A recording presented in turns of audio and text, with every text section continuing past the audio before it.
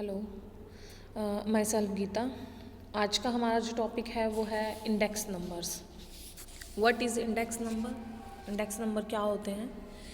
तो जो हमारा समय है, समय कभी भी एक जैसा नहीं रहता, आप सब जानते हैं। और ये जो समय है ये हमेशा कुछ ना कुछ चेंज करता रहता है।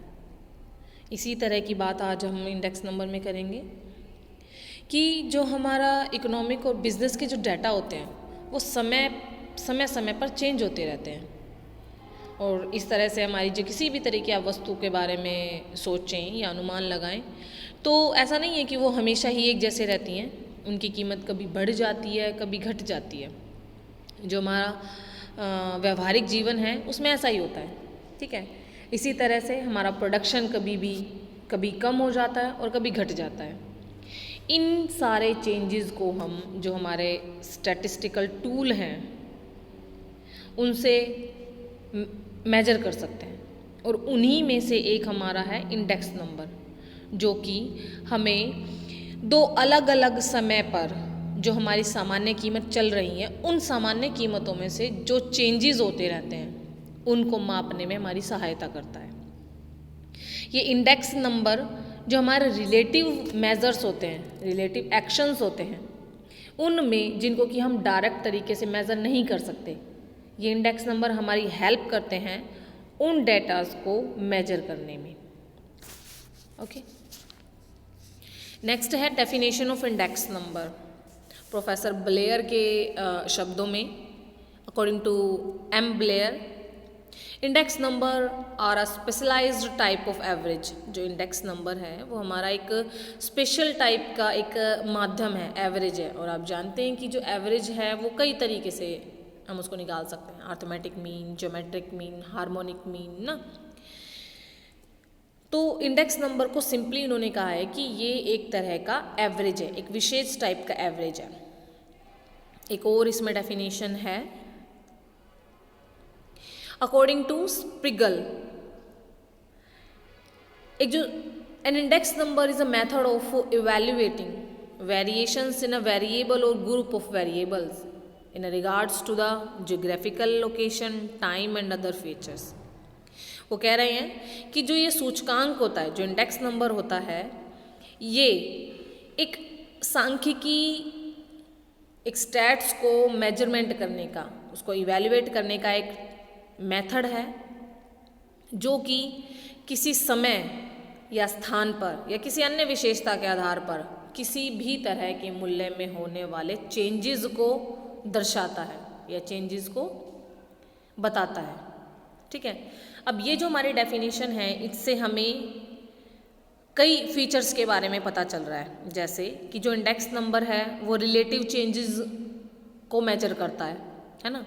और दूसरा कि जब भी हम इन चेंजेस को देखते हैं या इन चेंजेस को हम निकालते हैं, सॉल्व करते हैं, तो ये हमेशा एक एवरेज के फॉर्म में ही निकलते हैं।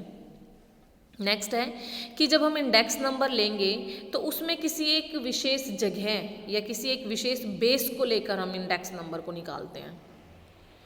और ये भी इसमें है कि सूचकांक या जो इंडेक्स नंबर जब भी हम निकालते हैं तो इसमें एक बेस ईयर होता है, एक करंट ईयर होता है, ठीक है। जब बेस ईयर होता है उसमें नॉर्मली हमें ये चीज़ें देखनी चाहिए कि वो बेस ईयर जो है ना बहुत ज़्यादा पुराना नहीं होना चाहिए, नॉर्मल टाइप का बेस ईयर होना चाहिए, उसमें कोई भूचाल, भूकंप और ये सारी आपदाएं नहीं होनी चाहिए, है ना।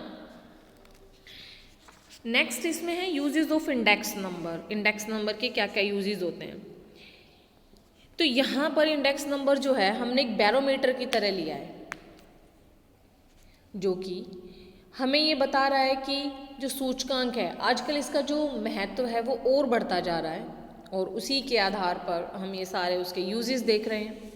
The first one is to simplify complexities, कि ये जो इंडेक्स नंबर हैं, ये जो सूचकांक हैं, ये जितने भी तरह के कठिन तरह के जितने भी परिवर्तन होते हैं जिनको कि हम डायरेक्टली मेजर नहीं कर सकते, ये हमें जो इंडेक्स नंबर हैं ये हमें उन्हें सिंप्लीफाई करने में, उन्हें हमें सरल बनाने में हमारी हेल्प करते हैं।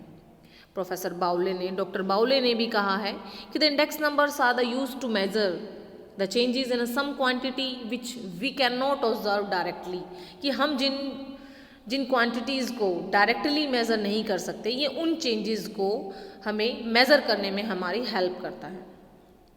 The second one is helpful in fixation of salary and DNS allowances, कि जो सरकार या फिर अन्य किसी भी तरह के जो मालिक होते हैं वो अपने कर्मचारी की मजदूरी और वेतन से संबंधित जितने भी जो भत्ते होते हैं उनकी किस्त को निर्धारित करने में, या उनकी किस्त को जो उनकी किस्त है उनको निर्धारित करने में हेल्प करते हैं index number. The next one is helpful in production, कि ये जो इंडेक्स नंबर हैं ये हमें जो प्रोडक्शन करने में, यानी कि पूर्वानुमान लगाने में हमारी हेल्प करते हैं। जैसे कि भूतकाल में, यानी कि पास्ट में क्या हो चुका है, उनसे जो भी परिवर्तन हुए हैं उनके आधार पर, उनको बेस मानकर हम फ्यूचर में होने वाली चेंजेस का अनुमान लगा सकते हैं। ठीक है। नेक्स्ट है 4 पॉइंट कि हेल्पफुल इन कंपैरिजन, कि ये जो इंडेक्स नंबर होते हैं ये आपको कंपैरिजन करने में, कंपैरेटिवली स्टडी करने में आपको बहुत यूज़फुल होते हैं। क्योंकि जो चेंजेस, मान लीजिए 2 साल पहले जो चेंजेस थे, उन 2 साल पहले के ईयर को हमने बेस ईयर माना है और अब का ईयर जो है वो हमारा करंट ईयर मान लिया जाएगा। तो उस बेस पर जितने भी चेंजेस हुए हैं हमें एक कंपैरेटिवली स्टडी हम कर सकते हैं कि कितना चेंज आया है। नेक्स्ट है to measure purchasing power of money, कि ये जो इंडेक्स नंबर है ये किसी भी मुद्रा की यानी कि जो मनी है उसकी परचेजिंग पावर में जितने परिवर्तन हो रहे हैं उसको भी मेजर करते हैं। नेक्स्ट है यूजफुल इन बिजनेस, कि हम बिजनेस में भी इस इंडेक्स नंबर को यूज़ कर सकते हैं, क्योंकि हमारी सेल्स के बारे में हम इसमें जानकारी ले सकते हैं, सेल्स को मेज़र कर सकते हैं, है ना, या फिर हम उसमें हमारी जो प्रोडक्शन है उसको मेज़र कर सकते हैं। तो ये बिजनेस के लिए भी, कंपैरेटिवली स्टडी करने के लिए भी काम आते हैं। अब इंडेक्स नंबर जो होते हैं वो एक साइन और एक गाइडलाइन की तरह होते हैं, जो किसी भी बिजनेसमैन को ये तरीका बताते हैं कि वो अपने काम को किस तरह से स्मूथली ऑपरेट करे, है ना। नेक्स्ट है इसके limitations of index number. Index number की लिमिटेशन सबसे पहली है कि ये जो हमारे सूचकांक होते हैं ये सैंपल्स के आधार पर बनाए जाते हैं। ठीक है। नेक्स्ट है कि जब भी हम कभी इन्हें मेज़र करते हैं तो ये पॉसिबिलिटी बढ़ जाती है कि इनमें बायसनेस आ जाए, या फिर ये जो इंडेक्स नंबर हैं ये हमें गलत तरीके से इंटरप्रेट करें। नेक्स्ट है कि जब भी हम इन इंडेक्स नंबर को बनाना शुरू करते हैं तो हम उसकी जो किस्म होती है, उसकी क्वालिटी होती है, उसको ध्यान में नहीं रखते, ये भी इसकी एक लिमिटेशन है। और नेक्स्ट है कि जब कोई एक टाइप का इंडेक्स नंबर जो है वो सभी तरह के उद्देश्यों को फुलफिल या सभी तरह के पर्पस को फुलफिल नहीं कर सकता, इसीलिए हम हर तरह के पर्पस के लिए हर तरह का इंडेक्स नंबर नहीं बना सकते। नेक्स्ट है टाइप्स ऑफ इंडेक्स नंबर, कि इंडेक्स नंबर जो है वो कई टाइप के होते हैं, जिसमें से हमारा पहला है price index numbers. Price index numbers ये कीमत और कीमत के स्तर में होने वाले परिवर्तन को मेजर करते हैं। इसको हम 2 टाइप से और फर्दर डिवाइड कर सकते हैं। पहला है हमारा होलसेल प्राइस इंडेक्स नंबर और दूसरा है रिटेल प्राइस इंडेक्स। तो होलसेल प्राइस इंडेक्स होता है किसी भी देश में जो कि उसकी सामान्य कीमत चल रही होती है उसमें चेंजेस को मेजर करने के लिए हम wholesale price index number use करते हैं। एंड नेक्स्ट है कि जब भी किसी भी जो मार्केट है उसमें जो हमारा रिटेल प्राइस चल रहा है, जिस कीमत पर वो वस्तु खरीदी और बेची जा रही है उन कीमत में कितना परिवर्तन आ रहा है, उनको मेज़र करने के लिए हम रिटेल प्राइस इंडेक्स नंबर को यूज़ करते हैं। इसमें सेकंड है क्वांटिटी इंडेक्स नंबर।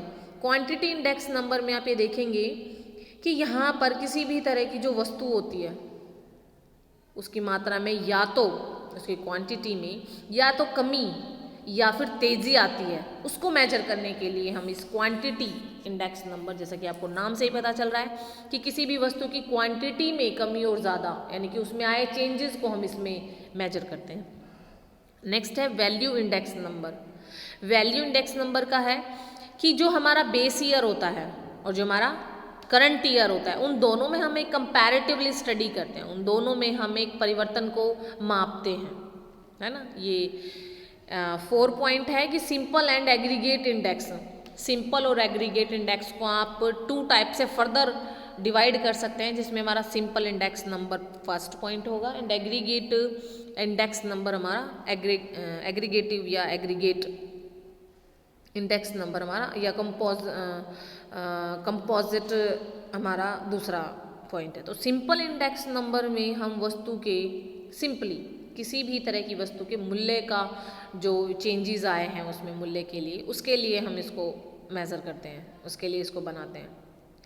लेकिन जब किसी वस्तु के समूह में आए हुए चेंजेस को मेज़र करते हैं तब हम एग्रीगेट या कंपोजिट जो इंडेक्स नंबर है उसको यूज़ करते हैं। नेक्स्ट 5th पॉइंट है cost of living index number. Cost of living index number, ये नंबर वो होता है जब किसी भी विशेष तरह के वर्ग या विशेष तरह के व्यक्ति के लिविंग पर होने वाले चेंजेस को ये रिफ्लेक्ट करता है, दर्शाता है, तो ये हमारा cost of living index number में इंक्लूड किया जाएगा। नेक्स्ट है स्पेशल पर्पस इंडेक्स नंबर। ये किसी भी देश में विशिष्ट किसी स्पेशल पर्पस के लिए सूचकांक बनाए जाते हैं, जैसे कि हम कहें कि हमारी जो राष्ट्रीय आय है उसका सूचकांक बनाया जाए, है ना, या फिर कि डेवलपमेंट रेट क्या है, विकास दर सूचकांक, तो ये उसके लिए बनाए जाते हैं।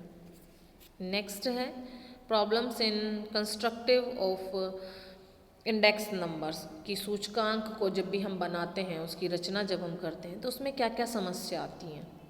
पहला है पर्पस ऑफ इंडेक्स नंबर, कि सबसे पहली समस्या ये आती है कि इंडेक्स नंबर का पर्पस क्या होगा। जबकि हम एक उद्देश्य है, जब मैंने उसकी लिमिटेशंस बताई तो मैंने आपको ये शॉर्ट में पॉइंट बताया कि जब भी हम सूचकांक बनाते हैं तो सूचकांक जो है वो कभी किसी एक उद्देश्य के लिए नहीं बनाया जाता। जो उद्देश्य जो कोई एक उद्देश्य के लिए बनाया जाएगा वो हर एक उद्देश्य को या हर एक पर्पस को फुलफिल नहीं करेगा। तो इसीलिए हमें यहाँ पर ये चुनाव करना है कि जो वस्तुएं हैं उसका चुनाव किस तरह से किया जाए, उनकी जो कीमत है, उनका जो उद्देश्य है वो किस आधार पर बनाया जाए। एक ऐसा उद्देश्य हो जो कि सभी, लगभग सभी अनेक उद्देश्यों को पूरा करता हुआ होना चाहिए। नेक्स्ट इसमें है सिलेक्शन ऑफ आइटम, कि जब भी हम इंडेक्स नंबर को कंस्ट्रक्ट करते हैं, इसकी रचना करते हैं, तो दूसरी जो प्रॉब्लम है हमें ये आती है कि वस्तुओं का सिलेक्शन कैसे किया जाए, आइटम्स को सेलेक्ट कैसे किया जाए। क्योंकि जो इंडेक्स नंबर है उसकी जब भी हम रचना करेंगे तो सभी वस्तुओं को हम उसमें इंक्लूड नहीं कर सकते। अब जिन वस्तुओं को हम इंक्लूड करेंगे, इंक्लूड करने में हमें उन बातों का ध्यान रखना है। पहली क्या, कि वस्तु ऐसी होनी चाहिए जो कि संबंधित वर्ग से उसका इंटरेस्ट भी होना चाहिए, उसके फैशन में भी होनी चाहिए और आवश्यकताओं के लिए भी रिप्रेजेंट करती हुई होनी चाहिए। नेक्स्ट है कि जो वस्तु हमने सेलेक्ट की है, जो आइटम हमने सेलेक्ट किया है वो स्टैंडर्डाइज होना चाहिए। नेक्स्ट है कि जब भी हमने जो सेलेक्ट किया है वस्तु, उसके गुण को भी हमें ध्यान में रखना चाहिए। और जो वस्तु की संख्या है वो पर्याप्त होनी चाहिए और उसकी किस्म जो है वो ऐसी होनी चाहिए जो कि अभी प्रचलन में है। और जो वस्तु है, जो हमारा आइटम है, उसको किसी समूह यानी कि उसको किसी ग्रुप और सब ग्रुप्स में डिवाइड किया जा सकता हो, वस्तु ऐसी होनी चाहिए। नेक्स्ट पॉइंट है सिलेक्शन ऑफ प्राइजेज, कि वस्तुओं का जब भी हम सेलेक्ट करते हैं तो उसके बाद एक और समस्या आती है कि उन वस्तुओं का चुनाव जो उनके मूल्य हैं उनका हम उनको कैसे सेलेक्ट करें, क्योंकि इसमें दो जो प्राइजेज हैं वो इंक्लूड किए जाते हैं। पहला होलसेल प्राइस और दूसरा है रिटेल प्राइस। तो होलसेल प्राइस जो होता है, अगर हम होलसेल प्राइस को या फिर रिटेल प्राइस को अगर हम सेलेक्ट करते हैं, ज़्यादातर जो होता है ना इसमें इंडेक्स नंबर में हम होलसेल पर ही इसकी जो सिलेक्शन है प्राइस का वो किया जाता है, या फिर जो प्राइस है वो ऐसी जगह से लेने चाहिए जहाँ पर कि जो आइटम्स हैं, वस्तुएं हैं, वो बहुत ज़्यादा मात्रा में क्रय और विक्रय की जाती हों, सेल परचेज बहुत ज़्यादा मात्रा में होता हो। नेक्स्ट है सिलेक्शन ऑफ बेस ईयर। जो बेस ईयर, मैंने आपको कहा कि इंडेक्स नंबर में हम 2 ईयर्स को लेते हैं, पहला बेस ईयर होता है और दूसरा करंट ईयर होता है। करंट ईयर जो अभी हमारा साल चल रहा है वो current year, base year means इससे पहले वाला, जस्ट पहले का मैं नहीं कह रही हूँ, मैं कह रही हूँ कि उससे पहले वाला, वो 2 साल पहले का भी हो सकता है, 5 साल पहले का भी हो सकता है, 1 साल पहले का भी हो सकता है और 10 साल पहले का भी हो सकता है। लेकिन इस ईयर को, बेस ईयर को सिलेक्ट करने के लिए भी हमें कुछ बातों का ध्यान रखना होगा, क्योंकि जो बेस ईयर होता है वो हमेशा ही हम उसको 100 मानते हैं, ठीक है। तो सबसे पहला बेस ईयर जो है वो हमारा नॉर्मल ईयर होना चाहिए, ये मैं आपको पहले बता चुकी हूँ, क्योंकि इसमें कोई बाढ़ आ जाना, युद्ध छिड़ जाना, इस तरह की चीज़ें नहीं होनी चाहिए। दूसरा है कि जो बेस ईयर है वो बहुत ज़्यादा पुराना भी नहीं होना चाहिए, जो बेस ईयर है वो बहुत ज़्यादा छोटा या बहुत ज़्यादा बड़ा भी नहीं होना चाहिए। जो बेस ईयर होना चाहिए वो जो है हमारे करंट ईयर के नज़दीक का ही कोई ईयर होना चाहिए, है ना। नेक्स्ट है सिलेक्शन ऑफ वेट्स, कि जो हमारा इंडेक्स नंबर है, अब जो समस्या आती है वो ये आती है कि हम उसको वेट कैसे दें, वेट का सिलेक्शन हम कैसे करें।